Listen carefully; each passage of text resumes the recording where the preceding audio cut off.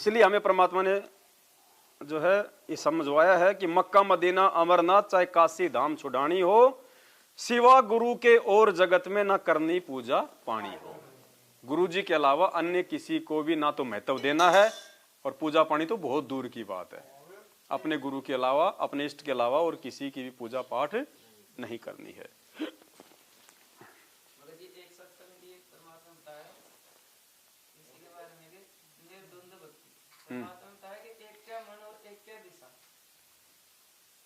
थोड़ा यहाँ के बताओ लो, थोड़ा इधर आ जाओ।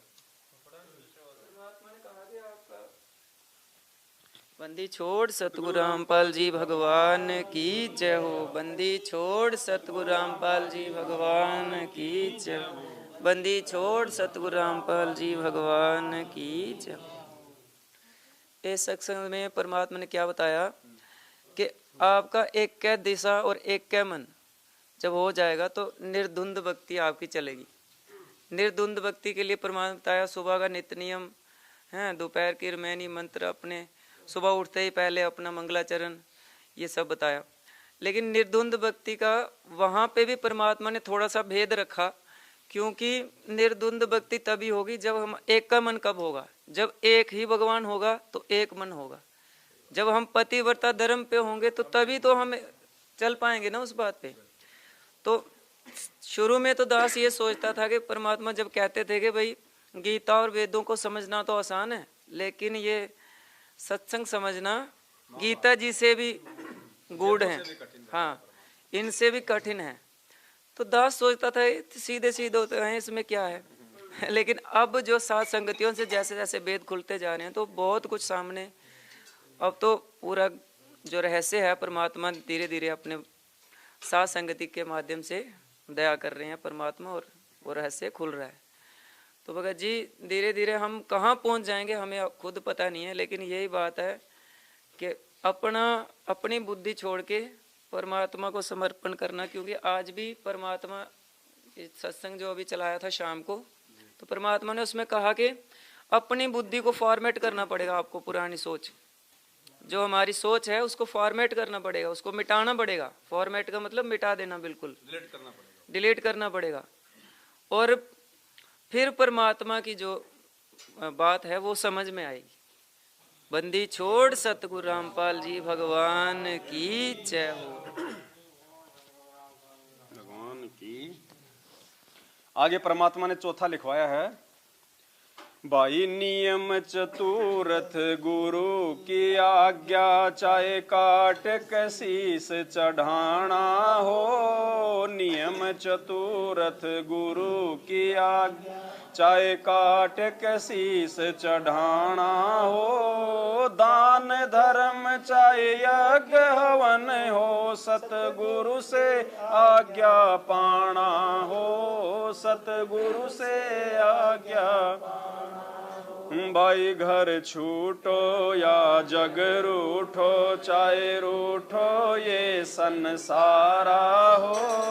कौन सुने मेरी काल नगर, जय गुरु रूठ गया मारा हो।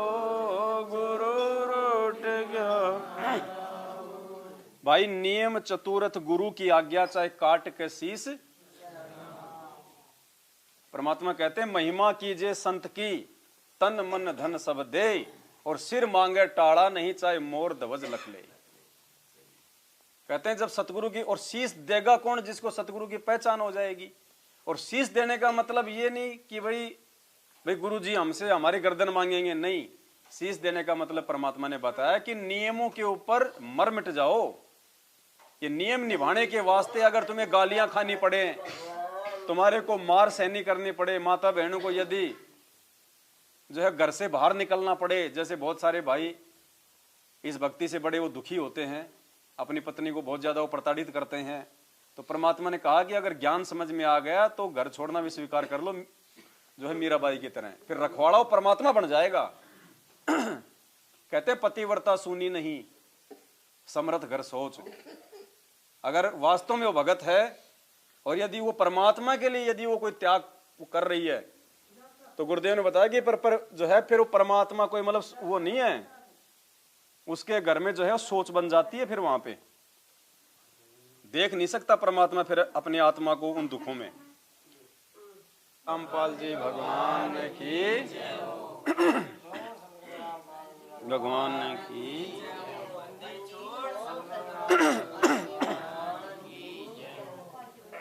तो आगे परमात्मा ने लिखवाया नियम नंबर 4 में, भाई नियम चतुरथ गुरु की आज्ञा, चाहे काट के शीस चढ़ाना हो। नियम चतुरथ गुरु की, चाहे काट के शीस चढ़ाना हो। दान धर्म चाहे यज्ञ हवन हो, सतगुरु से आज्ञा पाना हो। सतगुरु से आज्ञा, भाई घर छूटो या जग रूठो, चाहे रूठो ये संसारा हो। कौन सुने मेरी काल नगर में, जय गुरु रूठ गया मारा हो। गुरु तो इस भक्ति मार्ग में हमें परमात्मा ने समझाया कि गुरु की आज्ञा सर्वप्रथम है। अगर गुरु अगर शीश मांगे तो भी तुरंत उसी समय बिना सोचे समझे। दान धर्म चाहे यज्ञ हवन हो, सतगुरु से आज्ञा, क्योंकि दान केवल सुपात्र को दिया जाता है। और परमात्मा ने हमें बताया कि जहां पे दान धर्म और यज्ञ हवन की बात आती है, किसी भी पूजा पाठ की बात आती है, तो सबसे पहले अपने गुरुदेव से उसकी आज्ञा लेनी नितांत आवश्यक है। और आज नासमझी में देखो हम कितने हम पीछे चले गए। ये सब कुछ ये काल प्रक्रिया है। हम भक्तों की परीक्षा थी जिसमें हम धड़ाधड़ नीचे गिरते जा रहे हैं। और यहाँ परमात्मा ने ज्ञान गंगा पुस्तक में 4 नंबर नियम में लिखा भी है, गुरु आज्ञा का पालन, गुरुदेव की आज्ञा के बिना घर में किसी भी प्रकार का धार्मिक अनुष्ठान नहीं करवाना है। गुरु बिन यज्ञ हवन जो कर ही मिथ्या जाए, कभू न फल ही।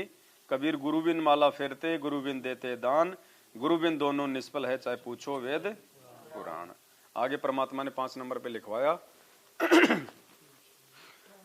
भाई जूठा खाना ना कुछ पीना, चाहे हो अमृत का दाना हो। जूठा खाना ना कुछ, चाहे हो अमृत का दाना हो। दुनिया से ती कर दोस्ती, काठ का फंद लगाना हो। काठ का फंद लगाना, भाई घर छूटो या जग रूठो, चाहे रूठो ये संसारा हो। कौन सुने मेरी काल नगर में,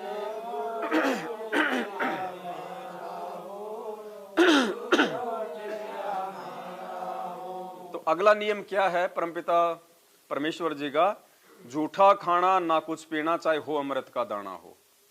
हमने जो भी अनुपदेशी हैं, जिन्होंने नाम दीक्षा नहीं ले रखी है, हमने उनका कोई भी झूठा खाना पीना नहीं लेना है, बिल्कुल भी यूज ही नहीं करना हमने की। और दुनिया से ती करे दोस्ती, काठ का फंद लगाना हो। भक्ति मार्ग में आने के बाद में यदि हमारे संपर्क भी हों तो केवल हमारे भगत भाई बहनों तक ही हों। ठीक है, रिश्तेदारी है, यार दोस्ती है, कोई समाज के काम है, तो परमात्मा ने बताया कि वो भी करो, लेकिन केवल उस काम तक ही सीमित रहो। जैसे वो काम की बात हो गई तुरंत उठ के चल दो, ये नहीं कि फिर वो गप्पे सप्पे लगाने शुरू कर दिए। कहते हैं अगर तुम भक्ति मार्ग में आने के बाद अगर दुनिया वालों से, अगर जगत वालों से अगर तुम दोस्ती बढ़ाओगे तो तुम्हारे मन में आज नहीं तो कल विक्षेप आएगा ही आएगा, और तुम्हें वो परमात्मा से दूर करेंगे। क्योंकि लोगलाज बहुत भयंकर चीज होती है। परमात्मा कहते हैं ना कि मालिक की अपनी एक वाणी है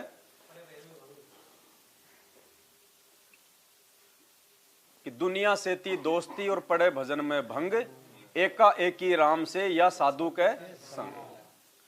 दुनिया वालों के साथ में यारी दोस्ती मित्रता, फालतू का उठना बैठना, गप्पे मारना, इसलिए तो परमात्मा ने मना किया कि ना ताश खेलना ना ताश को देखना। अगर नहीं खेल लेंगे, अगर हम देखने के लिए बैठ गए तो उनकी उल्टी सीधी बातें सुनेंगे, 20 तो गालियां निकालते हैं, फिर हमारे को उनकी हाँ भरनी पड़ेगी, उनकी झूठी ध्यान लगाना पड़ेगा, वो क्या मारेगा वो क्या मारेगा, अब की बार हमारा समय बर्बाद।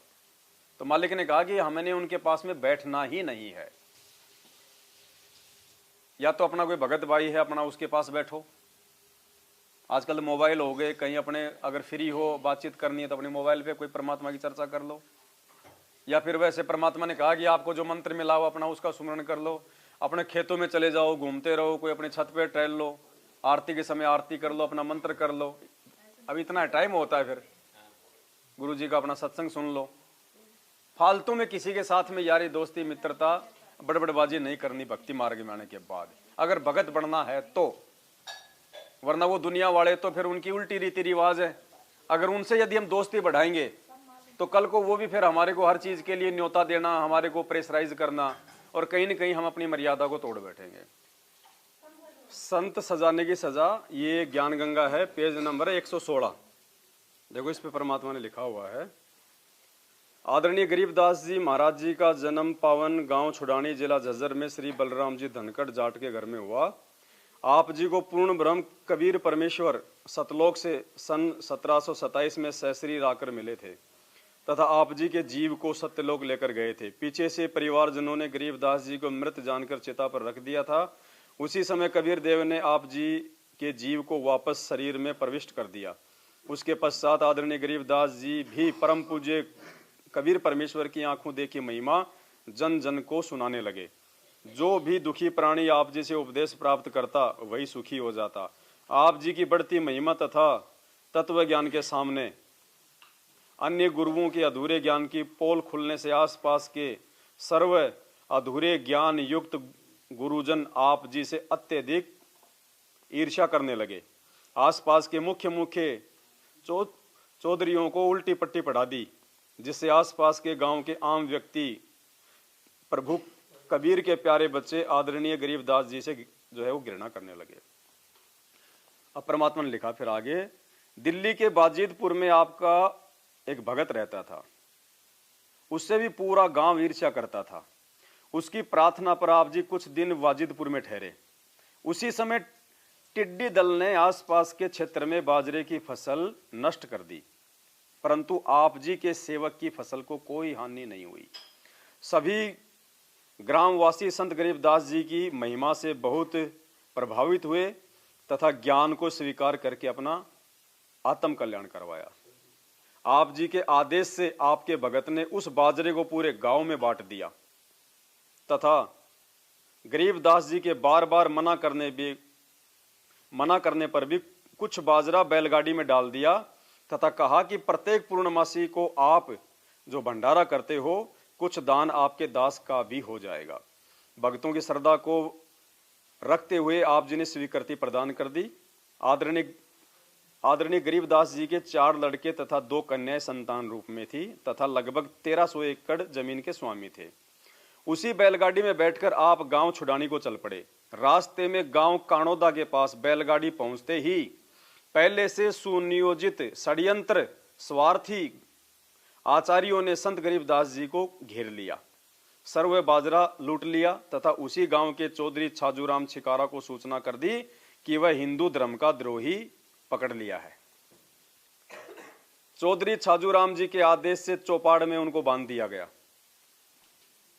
चौधरी छाजूराम जी को सरकार की तरफ से कुछ कानूनी अधिकार प्राप्त थे। 6 महीने की सजा, 500 रुपए जुर्माना तथा महादोषी को काठ में बंद करना। ये काठ क्या है? उन धर्म के अज्ञानी ठेकेदारों द्वारा पूर्व से उल्टी पट्टी पढ़े चौधरी छाजूराम छिकारा जी ने उस परम आदरणीय गरीबदास जी महाराज को काठ में बंद कर दिया। काठ में बंद करना एक प्रकार की कठिन कारागार की सजा थी। दोनों पैरों के घुटनों से ऊपर 2 काठ के मोटे डंडे बांधकर दोनों हाथों को पीछे बांध दिया जाता था, जिस कारण व्यक्ति जो है बैठ नहीं सकता था तथा पीड़ा बहुत ज्यादा होती थी और पैर सूज जाते थे। बैलगाड़ी वाला खाली गाड़ी लेकर गांव बाजिदपुर वापस चला गया, जो गांव काणोदा से लगभग 10 किलोमीटर दूर है। सूचना प्राप्त होते ही बाजिदपुर गांव के कुछ मुख्य व्यक्ति तुरंत काणोदा पहुंचे तथा चौधरी छाजूराम जी से प्रार्थना की और समझाया कि यह कोई आम व्यक्ति नहीं है, यह परम शक्ति संपन्न है, आप इनसे क्षमा याचना कर लो। चौधरी छाजूराम जी बहुत ही नेक आत्मा तथा बहुत ही दयालु और नम्र हृदय का जो है व्यक्ति था। परंतु उन स्वार्थी तथा प्रभुता के भूखे गुरुओं ने उस पुण्य आत्मा श्री छाजूराम छिकारा जी को झूठी कहानी सुनाकर प्रभु के प्यारे बच्चे आदरणीय गरीबदास जी के प्रति अत्यधिक गलानी पैदा कर रखी थी, जिस कारण से चौधरी छाजूराम जी ने बिना कारण जाने ही सजा प्रारंभ कर दी थी। बाजितपुर के भक्तों की प्रार्थना मानकर आदरणीय गरीबदास जी को छोड़ दिया। आदरणीय गरीबदास साहिब ने कुछ नहीं कहा तथा अपने गांव छुड़ानी आ गए। कुछ नहीं कहा उन्होंने, बोले नहीं वो। कुछ दिन उपरांत चौधरी छाजूराम जी प्रातःकाल फ्रेश होने के लिए जोहड़ पर गए तो उनके दोनों हाथ दो घुड़सवारों ने काट दिए। उसी समय उनके समक्ष अदृश्य भी हो गए। दो घुड़सवार आए और उस चौधरी के दोनों हाथ जो है वो काट दिए और उसी समय वो अदृश्य हो गए। इस दृश्य को तालाब पर उपस्थित कई व्यक्तियों ने भी देखा। बहुत उपचार करवाया परंतु दर्द तथा खून का बहना बंद नहीं हुआ। कई दिन तक बुरी तरह चिल्लाते रहे। फिर एक व्यक्ति ने कहा कि उसी संत गरीबदास जी के पास जाकर क्षमा याचना कर लो, वे दयालु हैं। परिवारजन उस चौधरी को घोड़े पर बैठाकर छुड़ानी ले गए। श्री छाजूराम जी के जाते ही आदरणीय गरीबदास जी के चरणों में गिर गया, क्षमा याचना की। संत गरीबदास जी ने आशीर्वाद दिया तथा नाम उपदेश दिया तथा आजीवन भक्ति करने को कहा। चौधरी छाजूराम जी ने कहा, दाता मेरे को आपके विषय में अत्यधिक भ्रमित कर रखा था। मुझे नहीं मालूम था कि आप पूर्ण परमात्मा आए हो। आदरणीय गरीबदास जी महाराज जी ने कहा कि मैं पूर्ण परमात्मा कबीर साहब का भेजा हुआ दास हूँ, उसी की शक्ति से आप ठीक हुए हो। मैंने आपको श्राप नहीं दिया था, आपका कर्म आपको मिला है। यदि यहाँ नहीं आते तो आपके परिवार पर और भी पाप का प्रभाव था, अब वह नहीं रहेगा क्योंकि आपने उपदेश प्राप्त कर लिया है। चौधरी छाजूराम जी ने अपने सभी परिवार को उपदेश दिलाया। आज भी उसी पुण्यात्मा छाजूराम के वंशज आदरणीय गरीबदास जी की परंपरागत पूजा करते हैं। लगभग सैकड़ों परिवार हैं जिन्हें छाजूवाड़ा कहते हैं। अब देखो परमात्मा ने फिर इसमें लिखा है कि तुमने उस दरगाह का महल नहीं देखा, धर्मराज के तिल तिल का देखा।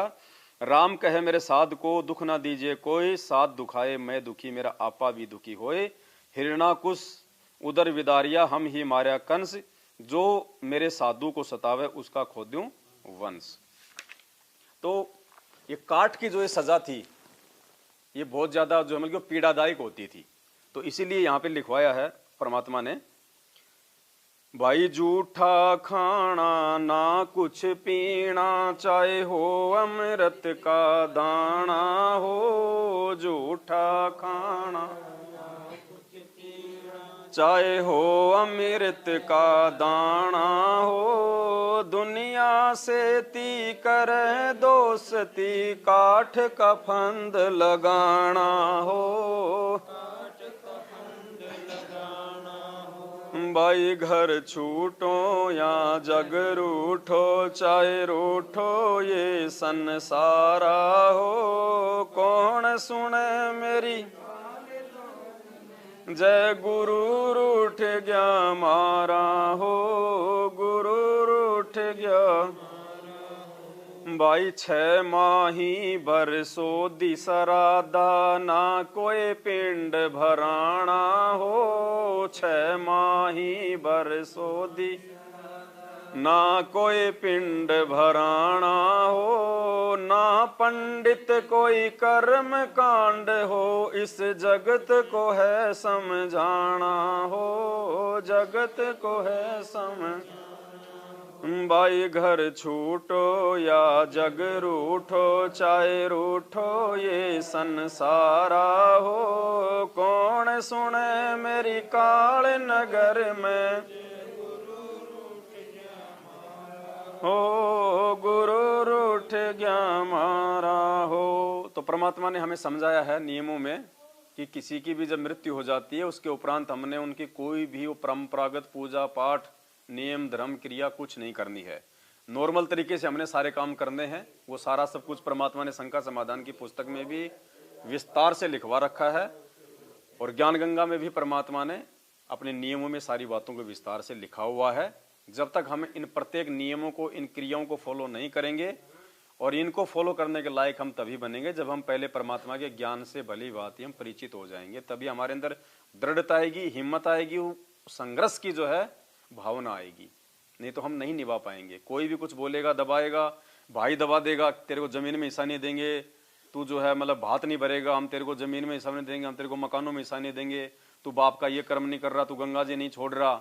तो भाई उसको एक ही बात बोल दो, भैया जब मैं मेरी माँ के पेट में था तो मुझे क्या पता था कि बाहर मेरे 5 किल लाएंगे, 4 किल लाएंगे, मकान मिलेगा, या मैं कोई भिखारी के घर में आऊंगा। मुझे जो भी कुछ दिया परमात्मा ने मेरे संस्कार से दिया। और आज यदि मैं उस परमात्मा के लिए अगर मैं कोई त्याग करूंगा, मैं बलिदान करूंगा, तो परमात्मा खुद आज तो धरती पे पता नहीं वो सोने में तोल दे हो तो। क्योंकि पुण्यात्मा वैसे ऐसे उदाहरण हैं जिन्होंने परमात्मा के लिए जो अपना बलिदान दिया है, तो परमात्मा ने फिर कोई कमी नहीं छोड़ी उनके लिए। अरस से परमात्मा जो है फर्श पे बैठा देता है। साहिब से सब होता है, बंदे से कुछ नहीं, वो राई से पर्वत कर दे, फिर पर्वत से कुछ भी कर दे परमात्मा। करोड़ कर्म जल जाए तुम्हारे। ये नुक्ते होते हैं, कुछ ऐसे पॉइंट हमारे जीवन में आते हैं, वो हमारी परीक्षा होती है, और उस समय हम लोग पीछे हट जाते हैं। परमात्मा दुखी हो जाता है कि देख इस नालायक को कितना समझाया, और अब जब समय आया अपने गुरु को प्रसन्न करने का, ये पीछे कदम हटा रहा है। कोई कहते हैं ना परमात्मा के समय आवे मौका पड़े सौदा करे, कुछ ऐसी माने परमात्मा मौका पड़े भगत पड़े सौदा करे, कोठे डारे ज्ञान। तो समय आने पे हमारे को सौदा करना परमात्मा ने सिखाया, लेकिन हम पीछे हट जाते हैं। तो इन क्रियाओं को पुण्यात्माओं हमने साध संगीत के अभाव से हम पीछे हटेंगे। जब साध संगत हमें निरंतर मिलती रहेंगी, ये हमारे दिल में उमंग सी बनी रहेगी, समर्पण। भाई हमें जानकारी होती रहेगी, हम लोग कहीं मार नहीं खाएंगे, हमारे वो भूल नहीं पड़ेगी। इसीलिए तो परमात्मा ने दया बख्शी है साध संगतियों की। अब होना तो ये काम उन आश्रमों में चाहिए था, क्योंकि वहां पे संख्या में लोग ज्यादा आते हैं, और वहां पे यदि कोई इस प्रकार से भाई बहन यदि वो खड़े होके अगर इन चीजों को बताएं सबको, गुरु जी के सत्संगों का जो मर्म है यदि वो बताएं, तो वहां पे बताओ कितना अच्छा वो हो जाएगा, परमात्मा का काम कितना आसान हो जाएगा।